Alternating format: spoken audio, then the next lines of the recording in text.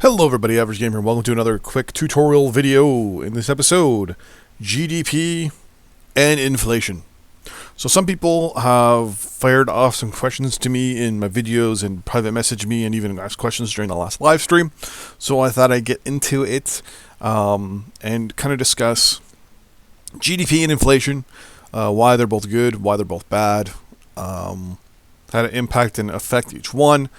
Now, mind you, just so you know, these are just the basics of what I'm going to supply to you. Long term, you can do a lot of things, do a lot of stuff to influence both, and they also impact one another at times as well. The economy game in this, or the economy system in this game, is very, very, very complicated, and at times, I will admit, can be a pain in the butt. So what I did was I picked the 2020 scenario here. Played with the default starting country, in this case, which is Sweden. And I thought I would just kind of go from there. So I'm going to explain to you what inflation and what GDP is first, before we get into anything. So GDP is the gross domestic product per capita, per person, of your country. The value can best be described as the income of a person and the measurement of production of your country. Basically, it's the amount of money someone has and actually makes per year. It's their salary. That's how much money the average person makes in your country. So you can always look at your population, look at how much money you make, or what your GDP is, and that tells you right there. That's how much shit is produced in your country per year, per person, and that's how much money they make. So it fluctuates a little bit, right? Basically, the higher the GDP, the better it is. If you have high unemployment and you have a high GDP, that would be the reason why. Basically, some of your companies in your country and basically the overall production cost is too high. So the reason why a lot of people aren't working is because people can't afford to pay the workers, because the workers are asking for a high salary because of the GDP. Now, one thing to remember, that's if you have, say, more people than, or less people than jobs, which, I mean, we can get into whole population things and arrangements and stuff like that, but just remember, certain times when populations hit certain numbers, that one of the reasons why your production costs may go up is because people are demanding that better wage because of what the GDP is, so they want the average, right? Now, this can also, as I said, cause unemployment. Basically, unemployers compete themselves in the workforce, meaning that instead of having 5 people for one job, you have 5 jobs for one person. So you have more jobs per person, and it kind of works backwards. So basically, people start getting paid a little too much, and when that happens, basically everything kind of goes backwards. Your GDP will start soaring, inflation will start soaring, but we'll get into that. Taxes mainly are one of the main and primary effects when it comes to GDP. If you want to increase your GDP, you lower your taxes, right? Because then people theoretically are making more money, and businesses and production will go up because they're being taxed less as well. So since it's affected by taxes, domestic prices, unemployment, and social spending, GDP causes higher demand for services, which usually costs more. So basically, the higher your GDP, the more people want stuff. The more people want social services, infrastructure expenditure, and all that stuff.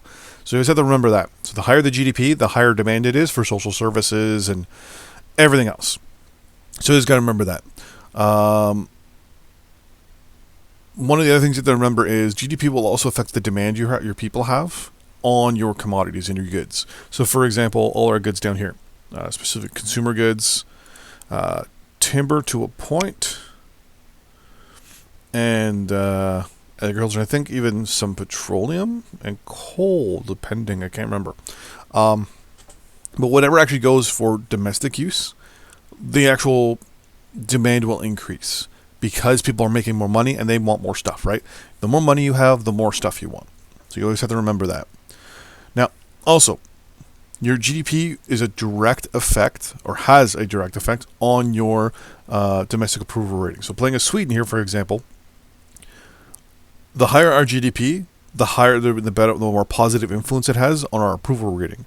Why? Because people are making more money. When people are making more happy, or sorry, when people are making more happy, when people are making more money, they're happier, and they like the status quo. So they want to keep the people in power that are making them money. So you always have to remember that. Now, here comes the latter part of some information here. So GDP is an indicator of personal wealth for the people, but it also might be an indicator of quickly rising production prices, and could also be an indicator that the economy might soon come into a recession. Basically, people are making too much money too fast. Production costs are going way too fast, too high, and it gets to a certain point where people stop spending money. What basically will happen is you'll notice your domestic prices will be going up and up and up and up and up as well.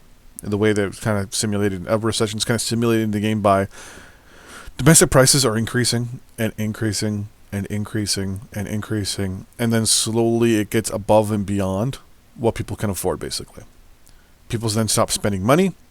Domestic prices are at a certain height where it's too much, and all of a sudden now, the money that you thought you were getting for your domestic costs, or goods, and commodities, stops. You make less money, and then you make a decision here or there, and it causes basically a recession where no one's spending money anymore. So you have to go back and basically do a whole bunch of changes, cut taxes and things like that, and it can take a couple in-game years to fix that, because people are still at that point. Like, basically what will happen is people will stop buying goods. Good prices will be high. People stop buying the goods, but they're working for the company that produced the goods. The companies that produce the goods say, yeah, you know what? We don't need all these people anymore.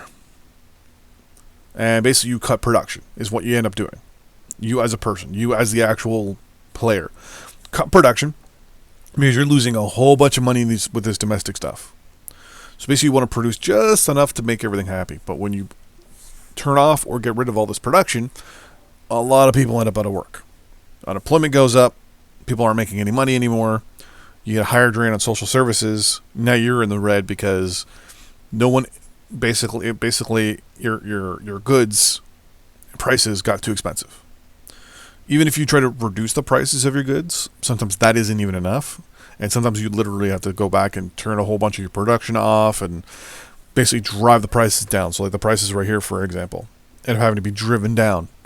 And basically you end up spending almost a year or two broke and just watching money just flow out. Now, here comes the other part. So GDP, as I mentioned earlier and kind of touched on it also means higher production. This also makes you less competitive in the world market. So the higher your GDP, the higher it basically also means that it's costing you more money to produce things. So for example, if your GDP is 40,000 in Sweden here, next door to us is Norway. They produce all the same stuff as us, but theirs is 30,000. There's a $10,000 difference. And that will show up here under production costs. Their costs, we're sitting at 68,000. Their costs maybe 57,000. $10,000 on GDP can be a lot of difference on production cost. It could be a couple bucks. It could be $10-15, depending on the actual thing produced. Now, these numbers I'm giving are just numbers pulled out of my ass, but basically they're an example. So the higher your GDP, the higher your production costs, the worse you are internationally. So for example, we're looking at timber here. So our timber is 68, and wow, the market price is 70. So we're not the most we're not that great when it comes to wood around the world. Canada, I think, is sitting at 62, and Russia is sitting at about 63. So if we want to sell our goods, we're pretty much say it goes 62 for Canada, 63 for us, and then 63 for Russia, 65 for Finland, and then 68 for us, and then Norway and everyone else. So when people are buying stuff, we're actually going to be the fifth country they come to buy this stuff. So it's always something to remember. is the higher your GDP, the higher your production costs, the less effective you are internationally in trade. So you always got to worry about that. Next, inflation. As I try to out-tab out of my window. Inflation is basically the increase of cost of goods, services, and wages in the country. Basically, everything in your country is basically 2% and more expensive the next year. 15%, 20%, etc. Basically, the main cause of inflation is pretty straightforward. It's an increase in supply. So when something is more abundant, it's easier to get. So in this case, money. Money is basically the availability of money at a greater rate than the expansion or size of the economy is what exactly inflation is. Basically, people are making a lot of money, and they're making more money than the actual economy can put out, basically. So I'm making $100, but the economy can only support $50. So the economy itself is going to switch to be able to afford that $100. Now, different groups and organizations are actually affected by inflation. But basically, and also again, remember deflation, which I'll mention momentarily.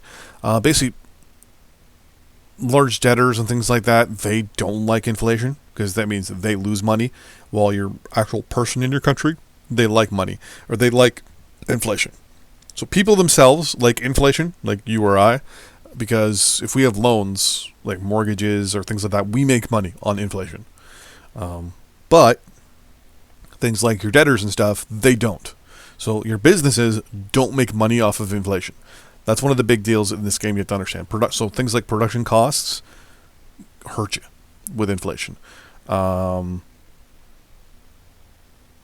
That's the big thing in this case, in my eyes. Inflation is mostly when it comes to production is the big thing, because people wages and the cost of buying and selling stuff. It's modified. It's kind of screwed up a little bit, and also your ability to get loans as well. Though your credit rating is a little different for your loans and stuff like that, but basically you should remember is the higher the inflation, it's bad. I'm going to show you where to get inflation. If you go to your state tab here and hover over the economy, it shows you your inflation. It's the third one from the bottom, and your GDP is the second one from the top. So right now our GDP is 29,000, and our inflation is 3.4%. Now you want inflation to be about 2%, because that's your average growth for your economy. Now they don't have a thing here showing the growth of your economy, which would be better, because you want your economy to grow at a certain percentage per year. That is what you want your inflation number to be at, basically. One of the things you have to remember is the more money you spend in the game, the higher your inflation is going to be. That's one of the main things with inflation in the game. The more money you spend as the player, the higher your inflation gets. Now here's the weird part. The higher your inflation gets, the higher your GDP goes, because people have more money. But you get bit for things like production and taxes, because in the end you're still getting the same amount of money back, but everything's going up internally in your country. So you get bit because you're working on the classic, this is $1 million is equal to one bar of gold, basically.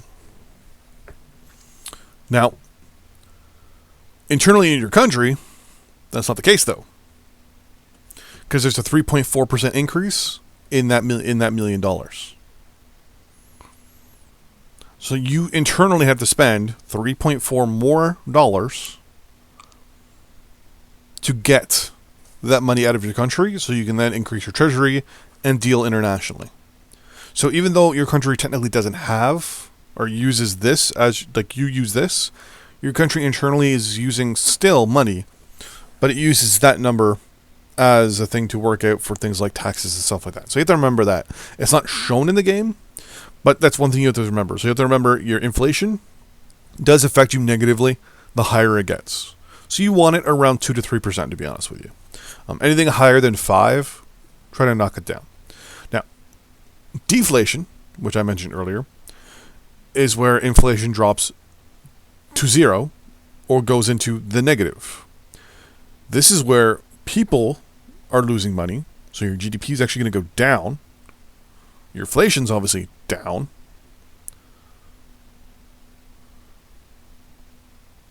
And you as a player will be making money, but your people will be losing money. So in the end, you actually have a smaller pool to get money from. So So if inflation goes up, you make just a little bit more money out of the people that you're getting.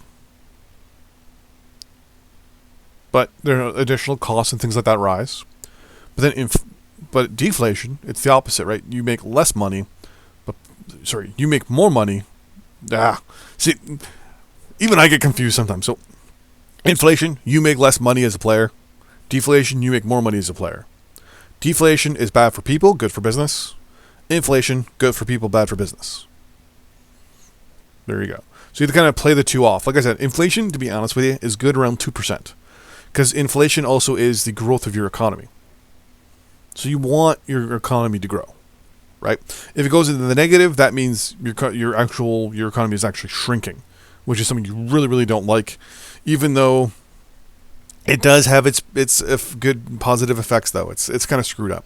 Basically, the best way to counter inflation it's a whole bunch of things. So in the U.S., for example, right, they affect inflation by changing interest rates and a few other things here and there. Best way to do it in the game is decreasing domestic demand for commodities, increasing their prices. So if it was $10 domestically to buy a liter of gas and inflation's really high, you hike that motherfucker up. That way people just can't fucking afford it anymore. And then as your inflation goes down, you then slowly reduce the prices. Decreasing social services. Make people pay for more stuff. So yeah, that doctor's thing was free for everyone. It's universal healthcare, no problem. No one pays for healthcare. But if you go to the doctor and you want to, if you want a sick note, that'll cost you $10. Parking, parking's going to cost you now. Ambulances, it's $50. Little things like that, right? Cut back your social spending. Now, if you have X amount of dollars in your account, you can't get on welfare. Now, certain things, right?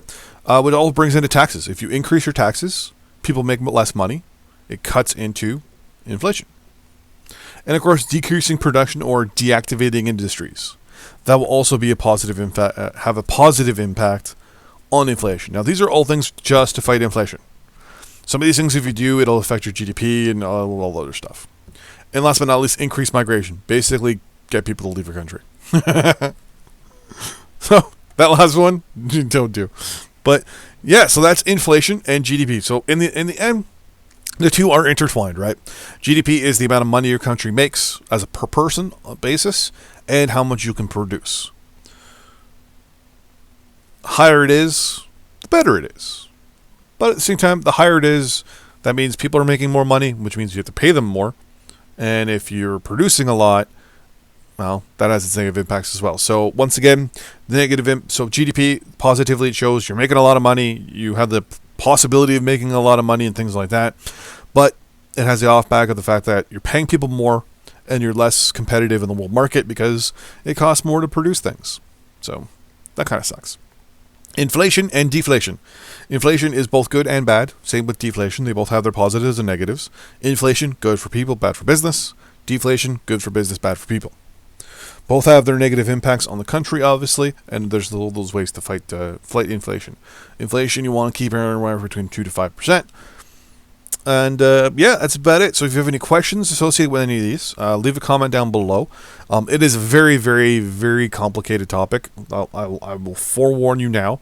I've been playing this game, specifically Supreme Ruler, since it came out back in 2000, and I think I figured it was 2001, something like that. So, I mean, I still, to this day, have issues with inflation and GDP and stuff like that. This game is very, very, very hard to play. So, it's not made for the faint of heart. It's made for people that want to play a game that's very challenging and takes a long time to master and a long time to learn. Supreme Ruler Ultimate obviously is the epitome of the series so far, or at least the apex of the series at the moment.